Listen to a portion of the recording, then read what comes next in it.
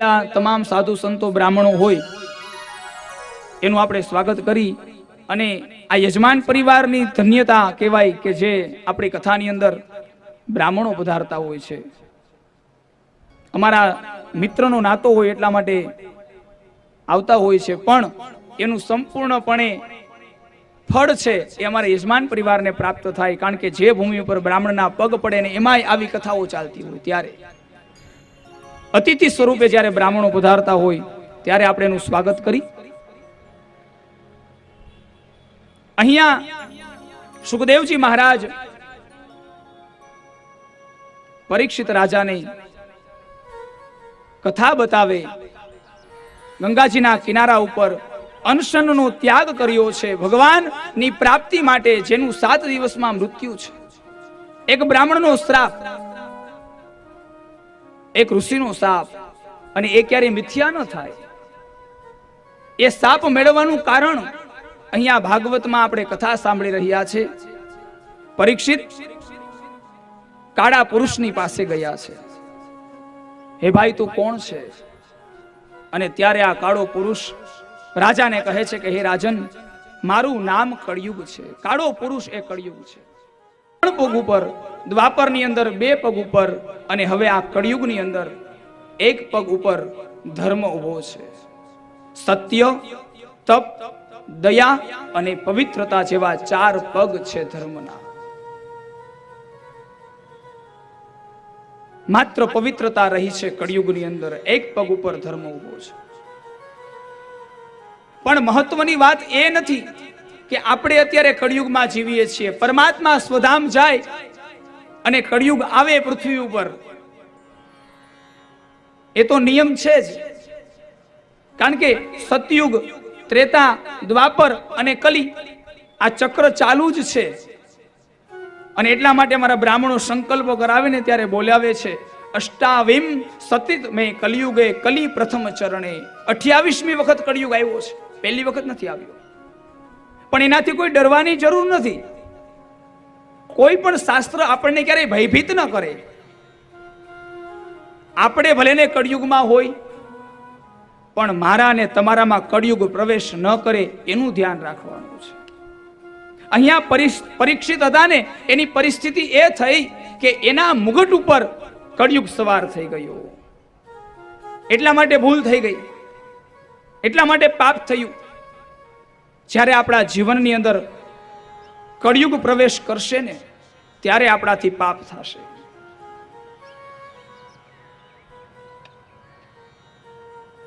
કળિયુગને કહે છે પરીક્ષિત, તું મારા રાજ્યમાં ન રહી શકે. ભલે ને કળિયુગ હોય, તારું અહીંયા સ્થાન નથી. તો હે રાજા, હવે પૃથ્વી ઉપર મારે ક્યાં રહેવું?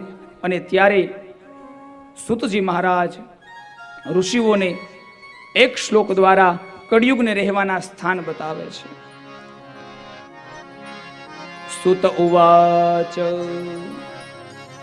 અભ્યર્થિસ્તસ્તદા તસ્મે સ્થાનાની કલયે દદો દ્યુત્તપાનમ સ્ત્રિયઃ સૂના યત્રા ધર્મ ચતુર્વિધઃ. એ કળિયુગ, તારે રહેવા માટેના સ્થાન સાંભળી લે. પહેલું બતાવ્યું દ્યુત્તપાનમ,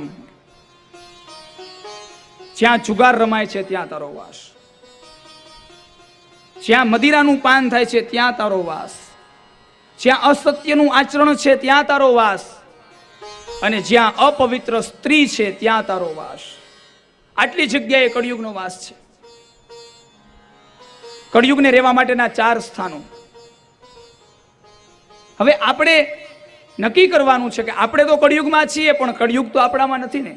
આ 4 માંથી એક પણ વસ્તુ જો આપણી પાસે નથી તો આપણામાં કળિયુગ નથી. અને આપણામાં જો કળિયુગ ન હોય તો આપણે કળિયુગમાં છીએ એની કોઈ ચિંતા નહીં કરવાની. તો આપણે અભય છીએ. કળિયુગમાં પણ આપણે પરમાત્માને પ્રાપ્ત કરી શકીએ. કોઈ પણ નદી હોય એને પાર કરવા માટે આપણે નાવમાં બેસીએ. નદીને એક કિનારેથી બીજા કિનારે જવું છે તો આપણે એ નાવમાં બેઠા છીએ. જ્યાં સુધી આપણે નાવમાં છીએ નાવ પાણીમાં છે ત્યાં સુધી આપણે અભય છીએ, આપણને કોઈ ભય નથી, કારણ કે પાણીની અંદર નાવ ચાલી જાય છે એટલા માટે. પણ ભય ક્યારે લાગે? જ્યારે પાણી નાવની અંદર આવી જાય ને ત્યારે આપણને ભય લાગે છે. એમાં સંસાર છે ને એ સમુદ્ર છે અને આપણું આ જીવન છે એ નાવ છે. આપણે સંસારમાં છીએ ત્યાં સુધી વાંધો નથી, આપણે કળિયુગમાં છીએ ત્યાં સુધી વાંધો નથી, પણ કળિયુગ અને અસંસાર જે અસાર છે એ મારા અને તમારા જીવનમાં જ્યારે આવશે ને ત્યારે આપણને કષ્ટ પડશે, દુઃખ પડશે, પાપ થશે. ત્યારે ડરવાનું છે. જ્યાં સુધી આપણી નાવ પાણીમાં ચાલી જાય છે ત્યાં સુધી વાંધો નથી. નાવમાં પાણી આવશે એટલે ડૂબવાનું છે એ વાત નક્કી છે. આપણામાં કળિયુગ આવશે, આપણે ડૂબવાનું છે વાત નક્કી છે. પણ એ ડૂબતા માણસને કોણ બચાવે? આપણી નાવ પાણીમાં ચાલી જાય છે, એમાં પાણી આવી ગયું અને નાવ ડૂબવા લાગી, એમાં જો કોઈ તરવૈયા આપણી સાથે હોય તો આપણને બચાવી લે. એ મારા અને તમારા જીવનમાં કદાચ કળિયુગ આવી જાય. પરીક્ષિતના જીવનમાં કળિયુગ આવી ગયો, પણ એને સુખદેવજી મહારાજ જેવા તરવૈયા પ્રાપ્ત થઈ ગયા ને સાહેબ એને તારી દીધો. એ મારા અને તમારા જીવનમાં કોઈ તરવૈયો મળી જાય, સદગુરુ મળી જાય તો આપણે તરી જાય. ભલે ને આપણી ઉપર કળિયુગ સવાર થઈ જાય, પણ એના માટે તરવૈયાની જરૂર છે. ઉગારી લે આપણને. કળિયુગને સંતોષ ન થયો, રાજાને કહે હજી પણ એક સ્થાન આપો. 4 સ્થાન એ પરીક્ષિતે આપેલા, પણ 5મું સ્થાન કળિયુગે માગેલું. પુનશ્ચ યાચમાનાય, હે ફરીથી માગણી કરી કે હજી પણ એક સ્થાન. 4 સ્થાન તો મળી ગયા, પણ હજી એક સ્થાન આપો. અને 5મું સ્થાન કયું હતું? પુનશ્ચ યાચમાનાય જાતરૂપ મદાત પ્રભુ તતો નૃતમ મદમ કામમ રજો વૈરમ ચ પંચમમ. રજો વૈરમ ચ પંચમમ. 5મું સ્થાન સુવર્ણની અંદર કળિયુગનો વાસ, સોનાની અંદર. અહીંયા કળિયુગ જીતી ગયો, કારણ સોનાની અંદર કળિયુગનો વાસ થયો અને જે પરીક્ષિત રાજાએ મુગટ પહેર્યો હતો એ સોનાનો હતો, એની ઉપર સવાર થયો. ચોખવટ કરી છે અહીંયા. કળિયુગ છે ને એ સોનાની અંદર ખરો, પણ કયું સોનું? અનીતિનું સોનું, અધર્મનું સોનું. કારણ કે નીતિનું સોનું, ભગવાન ગીતાજીની અંદર કૃષ્ણ ભગવાન એમ કહે છે કે 5 ધાતુમાં સોનું હું છું. ગીતાજી એમ કહે કે સોનાની અંદર ભગવાન કૃષ્ણનો વાસ, અને અહીંયા ભાગવત એમ કહે સોનાની અંદર કળિયુગનો વાસ. તો આપણે શું સમજવાનું? એનો અર્થ એ બતાવ્યો, નીતિનું સોનું છે એમાં ભગવાન કૃષ્ણ વાસ કરે છે, અને અનીતિનું સોનું છે એમાં કળિયુગ વાસ કરે છે. આપણા સંસારની અંદર જેમ બને એમ નીતિમતાથી ધન ભેગું કરીએ. ભગવાન આપણી સાથે રહે છે કાયમ માટે. અનીતિનું ધન આવ્યું સમજવાનું, કળિયુગને આપણે આમંત્રણ આપ્યું છે. અહીંયા પરીક્ષિતને ક્યાં ખબર હતી કે મારા મસ્તક ઉપર જે સોનાનો મુગટ છે એ જરાસંધનો છે. પાંડવોએ જરાસંધને મારી અને અનીતિથી મેળવેલું ધન, યુદ્ધની અંદર મેળવેલું ધન, અને એ સોનાનો મુગટ આજે પરીક્ષિત ધારણ કરી અને નગર ચર્ચા કરવા માટે નીકળ્યા છે. કળિયુગને સ્થાન મળી ગયું. કળિયુગ એ સોનાના મુગટ ઉપર વિરાજમાન થયો છે. આગળ જતા પરીક્ષિત પાંડવ પુત્ર, પાંડવનો વંશ છે સાહેબ, કે જેના રક્ષક ભગવાન કૃષ્ણ હતા, જેને રાજસુ યજ્ઞ કર્યા છે, જે પાંડવોએ, જેને દાન કર્યું છે, જેને ધર્મ કર્મ કર્યું છે, એ પાંડવ પુત્ર, એ પરીક્ષિત જે બ્રાહ્મણોની સેવા કરે, ઋષિઓની સેવા કરે, આજે એ જ પરીક્ષિત સમીક ઋષિ તપ કરતા હોય અને એની પાસે જલની માગણી કરે, હે ઋષિ મને તૃષા લાગી છે, જલપાન કરાવો. જવાબ ન મળતા મૃત્યુ પામેલો સર્પ આજે પરીક્ષિત છે ને એ આ ઋષિના ગળાની અંદર નાખી દે. ત્યારે મહાપુરુષો એમ કહે કે પરીક્ષિતે મૃત્યુ પામેલો સર્પ નહીં, પણ પોતાનો કાળ છે ને એ ઋષિના ગળામાં નાખી દીધો. એનું મૃત્યુ નિશ્ચિત થઈ ગયું. એ સમયે જે સમયે આ કર્મ કર્યું એ સમયે પરીક્ષિતનું મૃત્યુ, એની તિથિ, એની તારીખ એ નક્કી થઈ ગઈ હતી. સમીક ઋષિ સમાધિની અંદર હોય એવા સમયે પરીક્ષિત મૃત્યુ પામેલો સર્પ ગળાની અંદર નાખી અને પોતાના રાજ્યમાં જાય, અને આ બાજુ સમીક ઋષિના પુત્ર શૃંગી મહાત્મા આવે છે અને જુએ આ દ્રશ્ય. મારા પિતા સમાધિમાં અને એના ગળાની અંદર મૃત્યુ પામેલો સર્પ. ક્રોધ આવ્યો અને આ ક્રોધાવશ થઈ અને ઋષિએ શાપ આપ્યો છે. હું નથી જાણતો કે આ કર્મ કોણે કર્યું, પણ જે જીવાત્માએ આ કર્મ કર્યું છે એને આજથી 7મા દિવસે સર્પોનો રાજા તક્ષક દંશ આપે અને એને બ્રહ્મા પણ ન બચાવી શકે. આવો શાપ બ્રાહ્મણના મુખમાંથી નીકળી ગયો, અને જેવો શાપ એ બ્રાહ્મણના મુખમાંથી નીકળો, સમીક ઋષિ સમાધિમાં હતા, એની સમાધિ તૂટી ગઈ. હે બેટા, તે કોને શાપ આપ્યો તને ખબર છે? પાંડવ પુત્ર રાજા પરીક્ષિત, એને તમે શાપ આપ્યો, બહુ ખોટું કર્યું છે, જાઓ એને જઈને સમાચાર આપો. એ સમયે પરીક્ષિત પોતાના નગરમાં પધાર્યા, પોતાના રાજ્યમાં પધાર્યા. મસ્તક ઉપર જે મુગટ પહેરેલો હતો એ ઉતાર્યો અને પ્રાયશ્ચિત થયું, પસ્તાવો થયો. બસ મેં આજે એવું કર્મ કર્યું છે કે મારું મૃત્યુ અત્યારે જ આ સમયે જ થવું જોઈએ. આવો મનમાં વિચાર કરે એવા સમયે બ્રાહ્મણો પધાર્યા છે, અને આ બ્રાહ્મણો કોણ કે જેને શાપ આપ્યો છે એવા બ્રાહ્મણો આ રાજ્યની અંદર પધાર્યા. છતાં પણ પરીક્ષિત એનું અપમાન નથી કર્યું, એનું સ્વાગત કર્યું છે. અને અહીંયા ભાગવત એમ કહે છે કે ભાગવતની અંદર અનેક જગ્યાએ શાપ છે ને એની કથાઓ છે, પણ જ્યાં જ્યાં શાપ થયા છે ને એ શાપ એ કલ્યાણ માટે જ થયા છે. જે જીવાત્માને શાપ મળ્યો એ જીવાત્માનું કલ્યાણ નિશ્ચિત છે. અનેક કથાઓ આવશે શાપની, એમાં પહેલી કથા અહીંયા પરીક્ષિતને શાપ મળ્યો એ એના માટે શાપ નથી, પરીક્ષિત માટે વરદાન છે. પરીક્ષિત પોતે કહે છે, હે બ્રાહ્મણો, તમે તો બહુ દયાળુ છો, તમે તો કૃપાળુ છો, મારું મૃત્યુ તો અત્યારે જ થવું જોઈએ. મેં એવું મોટું પાપ કર્યું છે, પણ તમે એટલી દયા રાખી મારી ઉપર કે મને તમે 7 દિવસ આપ્યા છે. આ 7 દિવસની અંદર મૃત્યુ કેમ મંગલમય બને એનું સાધન કરવાનો મને અવસર આપ્યો છે તમે. બ્રાહ્મણોની પૂજા થઈ, જે બ્રાહ્મણોએ શાપ આપ્યો એ બ્રાહ્મણોનું સ્વાગત થયું, એની પૂજા થઈ, એને દાન આપ્યું, એને ભેટ પૂજા આપી અને એને વિદાય કર્યા છે. કારણ કે આ શાપ પરીક્ષિત માટે આશીર્વાદ રૂપ બની ગયો છે.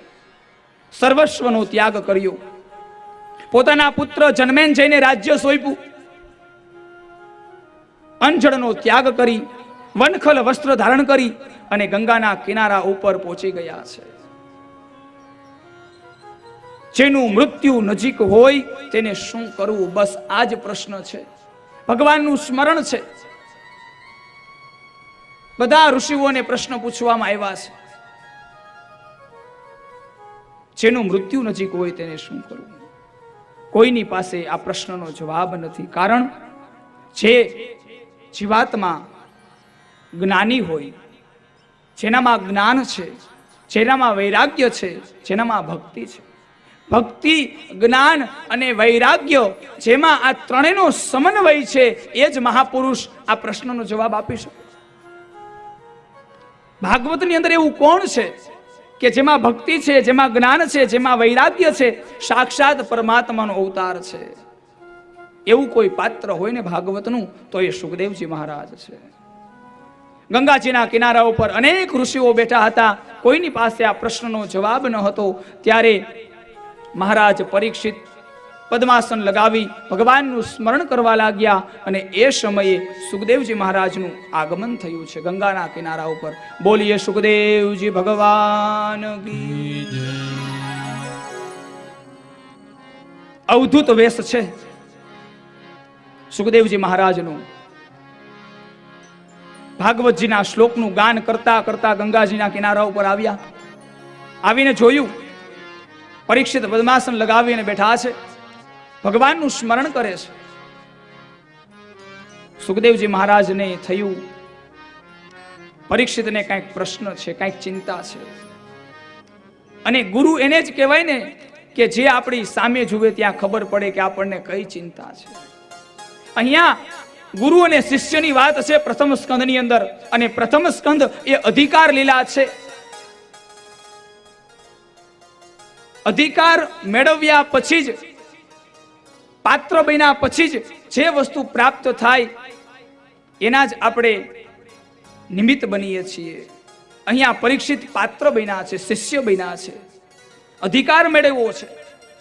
અને એટલા માટે સુખદેવજી મહારાજ સામેથી આવ્યા છે ગુરુ બનીને. જ્યાં જ્યાં અધિકાર પ્રાપ્ત થયો ત્યાં ગુરુ સામેથી મળ્યા. આપણે ગુરુને ગોતવા માટે નીકળીએ છીએ. ગુરુ એ ગોતવાનું સાધન નથી. ગુરુને ગોતવાથી પ્રાપ્ત ન થાય. શિષ્યત્વ જ્યારે આપણામાં આવે ને ત્યારે ગુરુ સામેથી મળે. અને એટલા માટે અધિકારી બનવું પડશે. મારે અને તમારે ભાગવત સાંભળવાનું અધિકારી બનવા માટે પ્રથમ સ્કંદ અધિકાર લીલા છે. પરીક્ષિત અધિકારી બન્યા છે. બે પ્રકારે અધિકાર બતાવ્યા. એક તો શિષ્યત્વ કેળવું છે અને એક શ્રોતા તરીકેનો અધિકાર પ્રાપ્ત કર્યો. શિષ્યત્વ કેળવું એટલે ગુરુ મળ્યા સુખદેવજી મહારાજ, અને શ્રોતા બન્યા એટલે ભાગવતની પ્રાપ્તિ થઈ. જે જીવાત્મા શ્રોતા બને ને સાહેબ, એના જીવનમાં ભાગવત દોડી દોડીને આવે છે. એના જીવનમાં કથા સામે ચાલીને આવે છે. અને જેને અધિકાર નથી, એને પાડોશમાં કથા બેઠી હોય ને તો એ ત્યાંથી અહીંયા પણ ન આવી શકે, કારણ કે અધિકાર નથી. એનો કોઈ દોષ નથી જીવાત્માનો કે કથામાં નથી આવી શકતા, બાજુમાં રહે છે છતાં પણ, તો એ જીવાત્માનો કોઈ દોષ નથી. પણ એના જીવનમાં, એના ભાગ્યમાં હજી કથા છે નહીં, એને અધિકાર પ્રાપ્ત નથી થયો સાહેબ. આ જન્મમાં નહીં તો આવતા જન્મમાં પણ એને એક વખત અધિકાર મેળવવો પડશે. એક વખત ભગવાનની સામે આવવું પડશે. એક વખત એને કથા સાંભળવી પડશે. આજ નહીં તો કાલે. એટલા માટે જ્યારે જ્યારે કથા સાંભળવી હોય ને ત્યારે અધિકારી બની જાઓ, શ્રોતા બની જાઓ, એટલે વક્તા મળી જશે. ભક્ત બની જાઓ, ભગવાન મળી જશે સાહેબ. ભગવાનને મેળવવા માટે ભક્ત બનવું પડશે. આપણે બધાએ પરમાત્મા મળે છે એના માટે ભક્ત બનવું પડે, અધિકાર પ્રાપ્ત કરવો પડે. ગુરુ મળે છે, જ્ઞાન મળે છે, શિષ્ય બનવું પડે. પરીક્ષિત અધિકારી બન્યા છે. બંને પ્રકારે શિષ્ય પણ બન્યા છે અને શ્રોતા પણ બન્યા છે. સુખદેવજી મહારાજ પદ્માસન લગાવીને બેસી ગયા, નત મસ્તક વંદન કર્યા છે, દંડવત નમસ્કાર કર્યા છે પરીક્ષિત મહારાજે. અને બાપજીને એક પ્રશ્ન પૂછ્યો છે કે હે મહારાજ, જેનું મૃત્યુ નજીક હોય એને શું કરવું જોઈએ? પ્રશ્ન પ્રથમ સ્કંદની અંદર છે અને જવાબ બીજા સ્કંદની અંદર છે. સુખદેવજી મહારાજ એ પોતાનું વક્તવ્ય શરૂ કરે બીજા સ્કંદની અંદર, અને બીજા સ્કંદની શરૂઆત